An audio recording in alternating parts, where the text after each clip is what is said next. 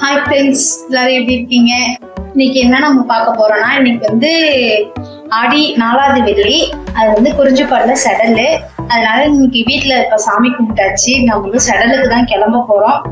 அதனால சும்மா எப்படி போறது கோயிலுக்கு, அதனால கொஞ்சோண்டு மாவுளுக்கும் கொழுக்கட்டை புடி கொழுக்கட்டையும் செஞ்சு நம்ம கோயிலுக்கு எடுத்துட்டு போக போறோம். அதுதான் இப்ப நீங்க பார்க்க போறீங்க. பசங்கெல்லாம் டியூஷன் போயிட்டாங்க. இப்ப இதெல்லாம் செஞ்சு எடுத்துட்டு நானும் கிளம்பி பசங்களை டியூஷன்ல இருந்து கூப்பிட்டுட்டு அப்படியே கோயிலுக்கு தான் கிளம்ப போறோம். வாங்க, நான் எப்படி கொழுக்கட்டை செய்யறேன்னு பார்க்கலாம். அதனால கொழுக்கட்டை மாவு கடையில தான் வாங்கிட்டு வந்தேன். ஆச்சி கொழுக்கட்டை மாவு தான் வாங்கிட்டு வந்திருக்கேன். இப்போ வந்து புடி கொழுக்கட்டைக்கு இது வந்து நல்லா நம்ம வந்து ஒரு ஆவி காட்டி எடுத்துடலாம். இட்லி குண்டான்ல பாருங்க, நான் ஒரு தேங்காய் வந்து உடைச்சி திருவி எடுத்து வச்சிருக்கிறேன். இப்போ வந்து இந்த பேஷன்ல மாத்தியாச்சு. நம்ம கொழுக்கட்டைக்கு இப்போ ஒரு 50 கிராம் பாசிப்பருப்பு தான் வறுக்க போறோம். நல்லா வானல் சூடு ஆனோடனே பொன்னிறமா வறுத்துக்கலாம். இது நல்லா வறுத்துப்போம்.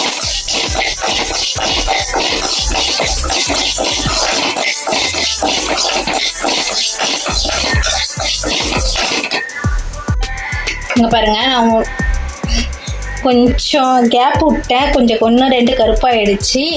அதனால கேப் விடாம கிண்டிக்கிட்டே இருக்கணும். போதும், இந்த அளவுக்கு வறுத்தது.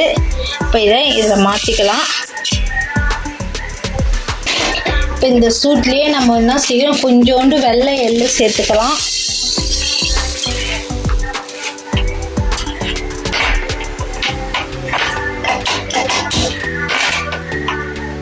வெள்ளை எள்ளு அப்படியே 1-2 பொரியும். அப்படியே பாருங்க,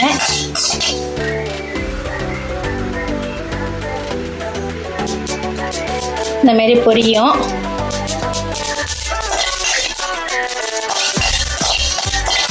அவ்வளோதான், ஆஃப் பண்ணிடுவோம். பொரிஞ்ச உடனே இதையும் மாற்றிக்கலாம். பாருங்க, நல்லா சலிச்சு எடுத்துட்டேன். இதில் கொஞ்சோண்டு நான் உப்பு போட்டிருக்கிறேன். அதை வந்து நல்லா கிண்டி விட்டு நம்ம இட்லி பானையில் கொஞ்சமாக தண்ணியும் ஊற்றி ஒரு ஆவி காட்டிக்கலாம். பாருங்க, இட்லி பானையில் நான் இப்போ வந்து துணி நனைச்சி இப்போ வந்து இந்தமாரி இட்லி பானைக்கு வெளியில் துணி போட்டு இப்போ இந்த மாவை வந்து நம்ம எடுத்து அழகாக அப்படியே வந்து மேலே இந்த இடம் மட்டும் கேப் விட்டு இப்போ சுற்றி வச்சுக்கலாம். பாருங்கன்னா, இப்போ வந்து நான் கேப் விடாம தான் வச்சிருக்கிறேன். இப்போ இந்த துணி என்ன செய்யறேன், இப்படி மேலே எடுத்து போட்டுப்போம். எடுத்து போட்டு இது நல்லா ஒரு ஆவி காட்டிடுவோம். பாருங்க, நல்லா ஆவி வருது. நல்லா வந்து மாவு நல்லா வெந்துருச்சு. இப்போ இதை நம்ம வந்து எல்லாம் வறுத்து கொட்டி வச்சிருக்கோம்ல, அதில் சேர்த்துக்கலாம். பாருங்க, நல்லா வந்து இப்போ கட்டி இல்லாமல் நம்ம உடச்சி விடுவோம். நல்லா சூடாக இருக்குது. கொஞ்சம் ஆறட்டும். கரண்டியால் லைட்டாக உடச்சி விட்டுருவோம். நல்லா போட்டு கிண்டிக்கலாம். சூடாக இருக்குது. கட்டி இல்லாமல் நல்லா கிண்டி உடச்சி விடணும். கட்டியாக இருந்தால் நல்லா இருக்காது. பாருங்க, நல்லா வந்து நல்லா பொலன்னு வந்து நல்லா பிசைஞ்சாச்சு. நல்லா ஆறிடுச்சு. 1-2 வந்து தேங்காய் பூ அது. இப்போ இது நல்லா வந்து ஒரு 2 நிமிஷம் இது இருக்கட்டும். இப்போ அதுக்குள்ளே நம்ம போய் பாவு காய்ச்சிட்டு வந்துடலாம். நான் ஒரு 200 கிராம் வெல்லம் எடுத்துக்கிறேன். அதை ஒரு 1/2 டம்ளர் தண்ணி ஊற்றி நல்லா இப்போ பாவாக காய்ச்சிடலாம். பாருங்க, நல்லா வந்து பாவாக ஆயிடுச்சு. இப்போ கெட்டி இல்லாமல் ஆயிடுச்சு. போதும், இந்த அளவுக்கு இருந்தது. இப்போ இதை நம்ம நிறுத்திட்டு இப்போ இதில் வந்து நம்ம இந்த பாவை எடுத்து வச்சுக்கலாம்.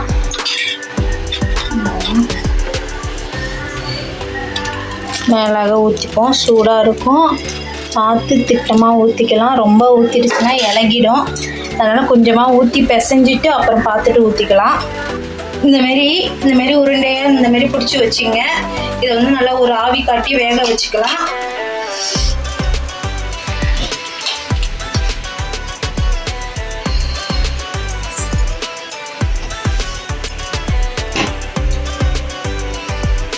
பாருங்க, நம்ம இப்போ எல்லாம் சூப்பராக செஞ்சாச்சு. நல்லா வெந்துருச்சு.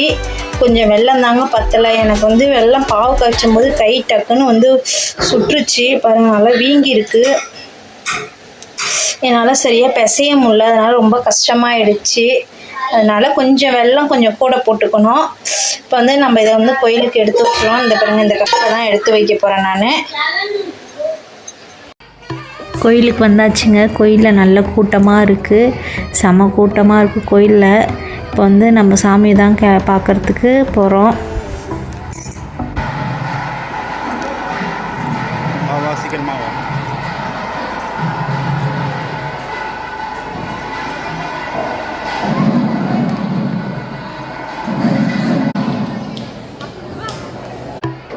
க்யூவில் நின்னாச்சுங்க. க்யூவில் நின்று சாமி பார்க்க கிட்டக்க போயாச்சு.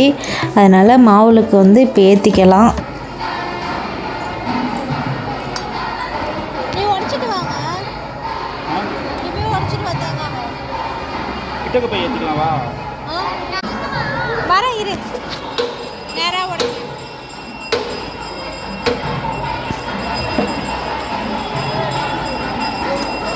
அதில் வைங்க.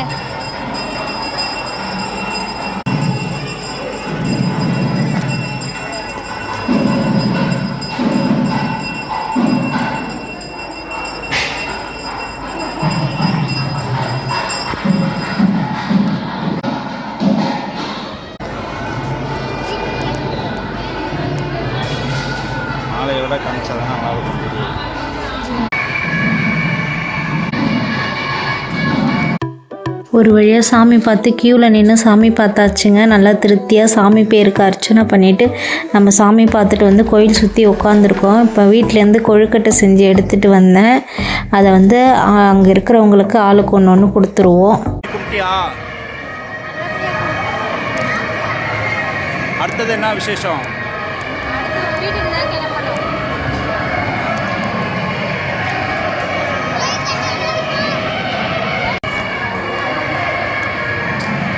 என்ன கொழுக்கட்டெல்லாம் எடுத்துகிட்டு வந்துருக்குற?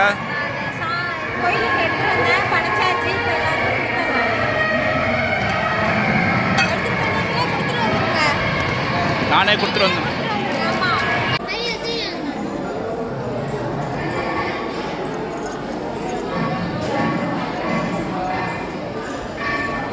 பைய எடுப்பா.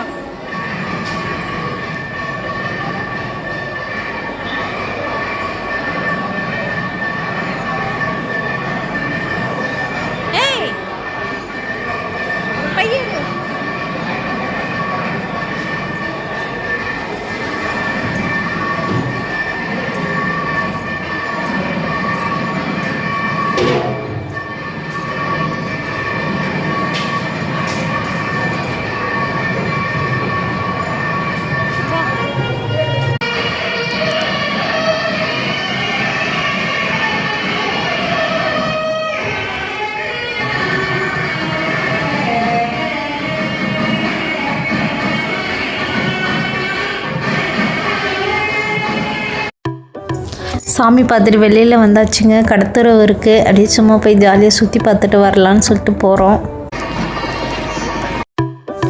இந்த கடைக்கு வந்தங்க. பூ பார்த்திங்கன்னா அவ்வளோ ஒரு சூப்பராக இருக்குது. அது கிளிப்போடு அப்படியே வருது, நேச்சுரலாக இருக்குது, அழகாக ரோஸு. அதில் இருக்கிற பூலாம் பார்த்திங்கன்னா கலர் கலராக நம்ம எப்படி கடைகளில் வாங்குவோம் அதேமாரியே தான் இருந்தது. நான் வாங்கலை. பூ இல்லாதவங்க இந்தமாரி வாங்கி வச்சுக்கலாம். நான் பூக்கடையில் இருக்கிறதுனால இந்தமாரிலாம் வாங்கலை. சும்மா சுற்றி பார்க்கலாம் தாங்க உள்ளார போகிறோம். ஆனால் கண்ணில் படுறதெல்லாம் பார்த்தா வாங்கணுன்னு ஆசையாக இருக்குது. இந்த கடைக்கு போனோம். அந்த கடையில் பார்த்திங்கன்னா மணிலாம் பார்த்திங்கன்னா அழகழகாக சூப்பராக இருக்குது. டாலர்லாம் அவ்வளோ ஒரு பெருசாக இருந்தது. நல்ல கூட்டமாகவும் இருக்குது அங்கே. வாங்கணுன்னு எனக்கு ரொம்ப ஆசை. சரி வாங்க வேணாம் அப்படின்னு சொல்லிட்டு அப்புறம் போட்டு மட்டும் பார்த்தேன். நல்லா இருந்தது, சூப்பராக இருந்தது இந்த மணி.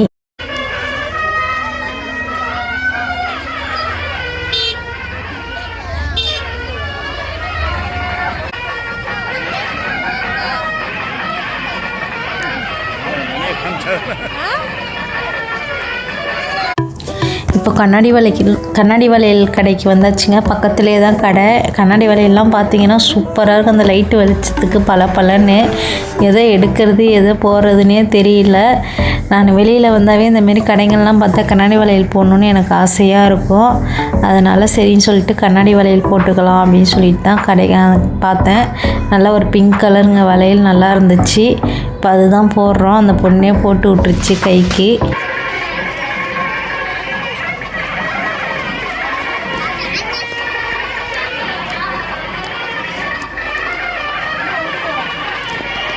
வளையல் போட்டாச்சுங்க, நல்லா பிங்க் கலரு, சூப்பராக இருக்குது வளையல். வளையல் எப்படி இருக்குன்னு நீங்களும் சொல்லுங்கள். வளையல் போட்டியா உத்ரா?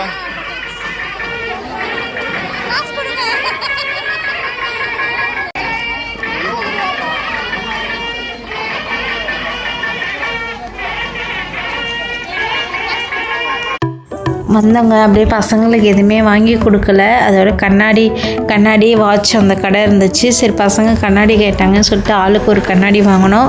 ஒரு கண்ணாடி 100 ரூபா வாங்கினோம். அதோட அப்புறம் காசாக பணமான்னு சொல்லிட்டு ஆளுக்கு ஒரு கண்ணாடி எடுத்து வாங்கி போட்டு பார்த்தோம். நல்லா தாங்க இருந்தது. ஆனால் பசங்களுக்கு மட்டும்தான் கண்ணாடி வாங்கினோம். சூப்பராக இருந்துச்சு. தெரியுது.